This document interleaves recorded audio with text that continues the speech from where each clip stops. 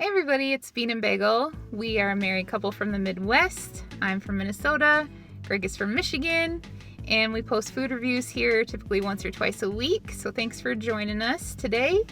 And today we're going to be talking about some Hostess iced lattes. And we have 3 of them to try today: Twinkies, Ding Dongs, and Honey Bun. And these came out in 2020. They were a collaboration between Hostess and Trilliant Foods. And they also came out with the Snowball one. I think the Snowball and the Honey Buns are the newest flavors. We did not try the Snowball one. We didn't buy that one because we just thought the other 3 sounded better.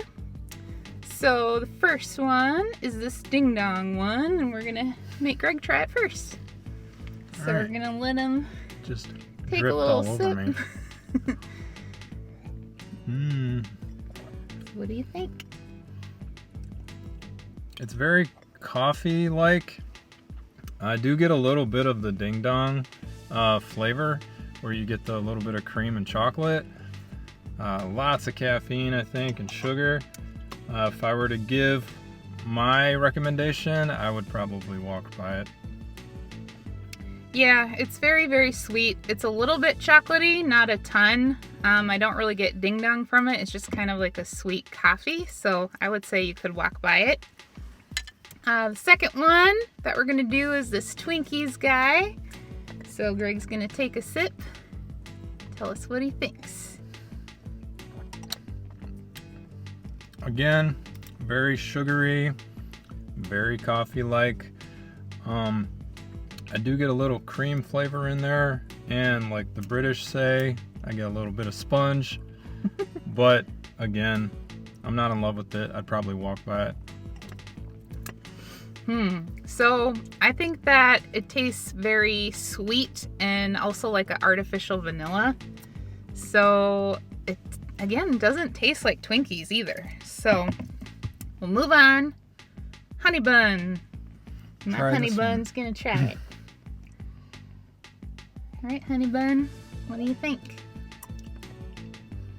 This one has like a little bit of spice to it. I do see similarities with Honey Bun. I have it all over my fingers.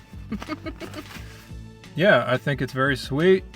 If of the 3, that would probably be the one that I would try. By the way, Honey Bun, it actually reminds me of pet names that we've come up with.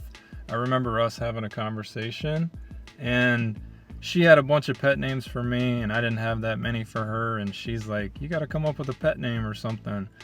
And I'm like, well, I don't know what to say, because like, I don't want to call you Honey Buns or something, because that seems like what everybody says. So I started calling her Sugar Bagel, and that's where the bagel thing came from, FYI. Yep, started it all.